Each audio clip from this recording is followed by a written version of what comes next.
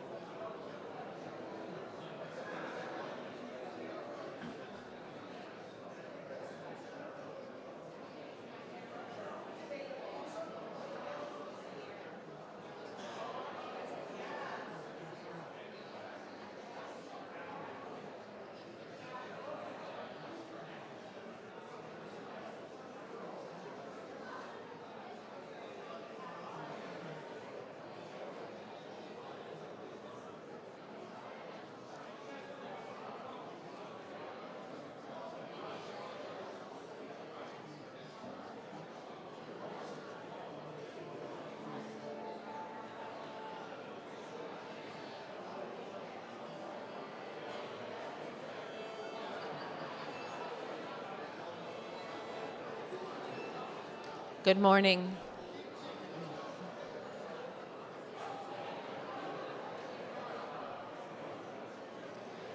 From the sound of everyone, it's clear how good it is to be together in the warmth of this beautiful space, and to be together in the warmth of company.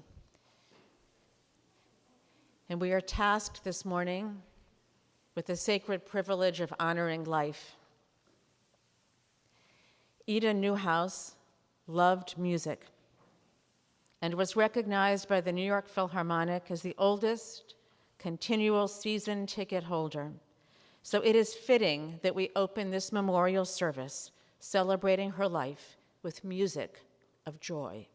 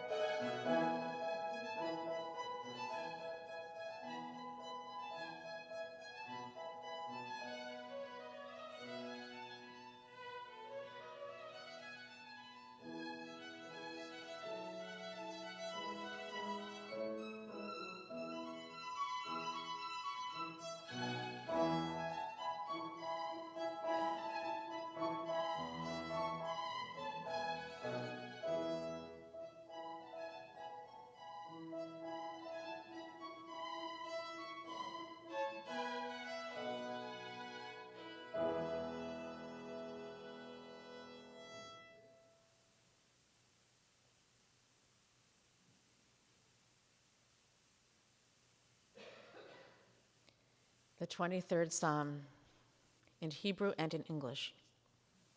Mizmor David, Adonai ro'i lo echsar, benoteshe yarbitzeni al mei menuchot yinahaleni nafshi yeshovev. Yancheni v'ma'aglet tzedek lema'an shemo. Gam ki elech beget salmavet lo ira ra ki ata imadi. Shiftecha umish'antecha hema yenachamoni. Ta'aroch lefanai shulchan neged sodarai, dishanta vashemen roshi kosira vaya. Ach tova chesed yerdefoni kol yemei chayai, v'shavti bevet Adonai le'orech yamim. God is my shepherd, I shall not want. God makes me lie down in green pastures, leads me beside still waters, and restores my soul. You lead me in right paths for the sake of your name. Even when I walk in the valley of the shadow of death, I shall fear no evil, for you are with me. Your rod and your staff, they comfort me. You have set a table before me in the presence of my enemies. You have anointed my head with oil, my cup runneth over. Surely goodness and mercy shall follow me all the days of my life, and I shall dwell in the house of the Eternal forever.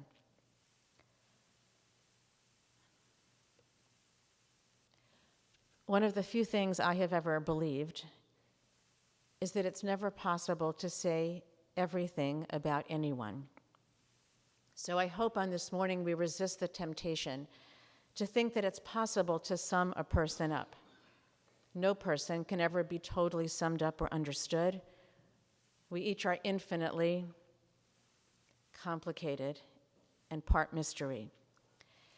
It is our sacred privilege, I hope, on this morning to come close to the essence somehow of a person and to honor the infinite facets of a person's life.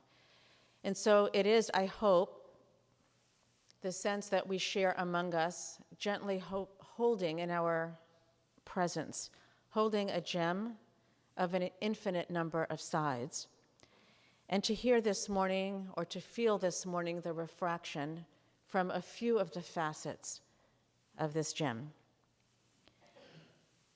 We'll hear from several people this morning. We open with Ellen Oppenheim, her sister Mary, among the grandchildren of Ida's parents, of Lucian and Helen.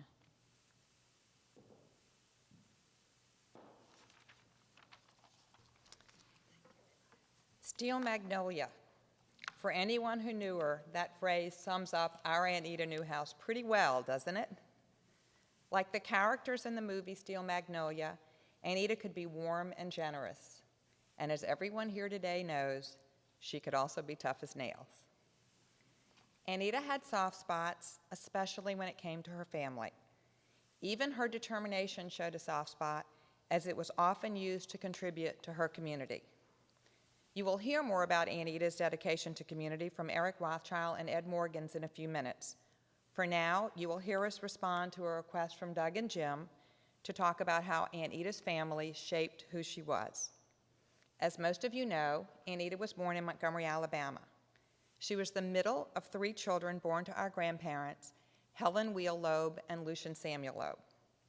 She had an older brother, our Uncle Jim Loeb, and our mother, Catherine Weiner. Aunt Ida was proud of her heritage on both sides of the family. Both her parents' families, the Wheels, our grandmother's family, and the Loeb, our grandfather's family, were civic leaders in Montgomery, both in the overall community and the Jewish community.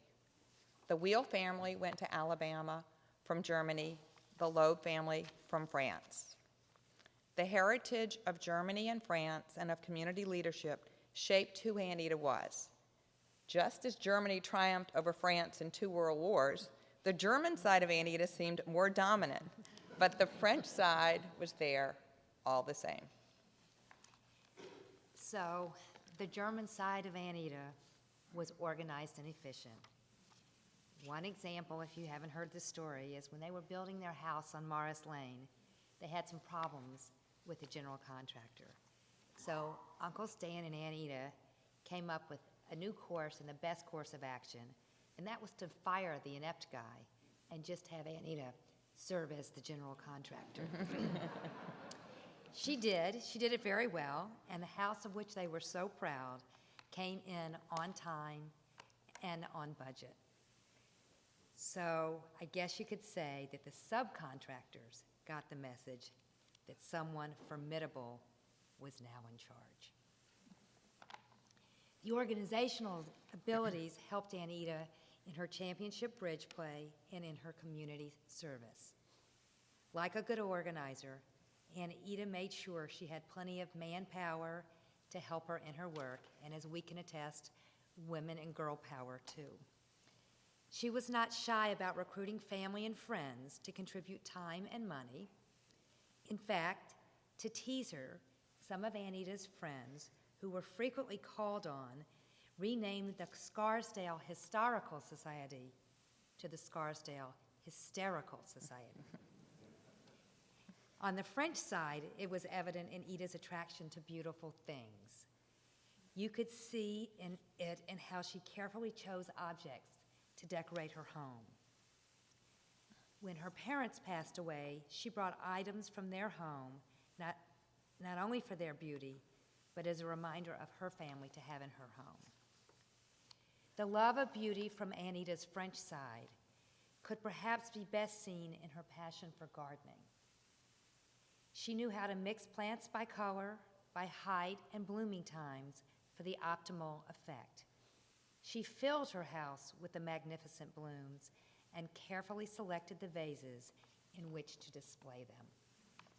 Germany and France weren't the only geographical influences. Anita's Southern heritage never left her. You could see that in her food choices. She delighted in using cookbooks from her native Montgomery. Her refrigerator was stocked with the same baked custards that we used to find in our grandparents' home.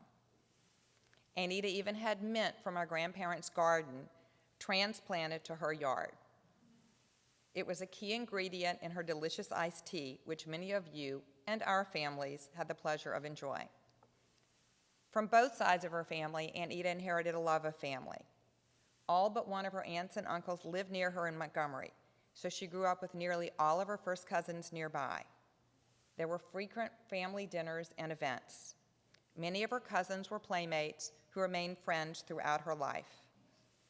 Anita followed the activity of all of her and Uncle Stan's nieces and nephews closely, taking pride in Uncle Stan's family as if they were her own. She and Uncle Stan housed both Mary and me when we first came to New York City, as well as our cousin Elizabeth Loeb Friedman. In fact, I met my husband Jeff as a result of being with Anita over the Jewish High Holy Days at this very synagogue.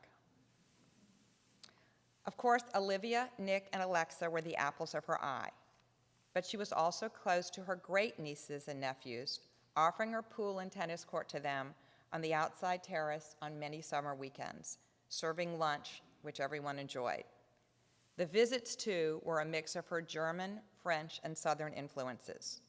From the German side, there were many rules. Once, when our son Jesse was about 4 years old, he was having a grand time splashing in the pool. Anita was upstairs in her study working, heard him, opened the window, and criticized him for being too noisy. Jeff and I hadn't told him to be quieter because we didn't think he was being noisy at all. He was acting like a typical 4-year-old. Jesse turned to us and said in his just beyond toddler voice, "What? I'm not being noisy. Does she have a microphone out here to listen to what we're doing?" We said, yes, she probably does, because that was easier than explaining the rules. But the French and Southern sides were also evident in her generous spirit and the fresh food. She always offered us delicious homemade lunches and treats when we visited, and of course, there was always iced tea on hand, regardless of the season. Anita happily shared the bounty from her wonderful garden. We often left her home with beautiful flowers, juicy tomatoes, and fragrant fresh herbs. Anita's Southern roots and love for family led to her taking an annual trip to Montgomery, even when she found it hard to get around. She looked forward to the journey each year so that she could visit with her brother and sister-in-law, nieces and nephew, and their children, as well as numerous cousins and their children. The Southern tradition even affected how she dressed. Our grandmother's family, the Wheels, were respected international cotton brokers. So Anita expressed a bias toward cotton by choosing cotton clothing whenever she could. She kept her home adorned with photos of her immediate family, as well as the extended family, nieces, nephews, great-nieces and nephews. Even as their numbers grew, she took interest in their activities and their whereabouts.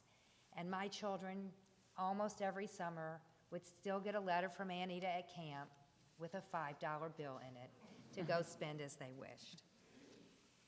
So by definition, a steel magnolia is a mix of opposites.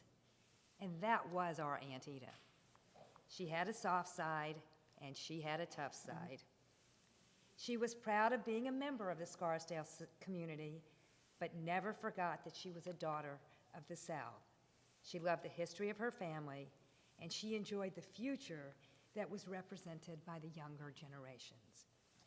So, when you are driving around Scarsdale and you drive by her house, you'll see a real magnolia planted in the yard. It's between the house and the tennis court. Look at it, remember her, and all the good that she did.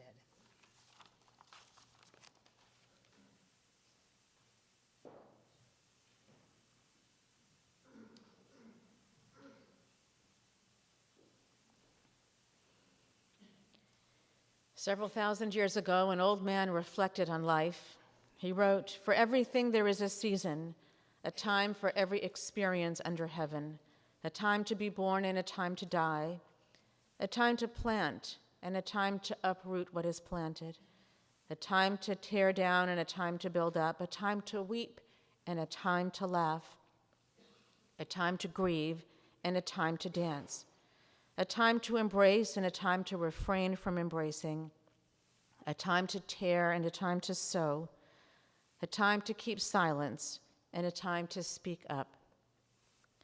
And sometimes, perhaps this one, or times for all of them at once." Speaking next, Neil Newhouse.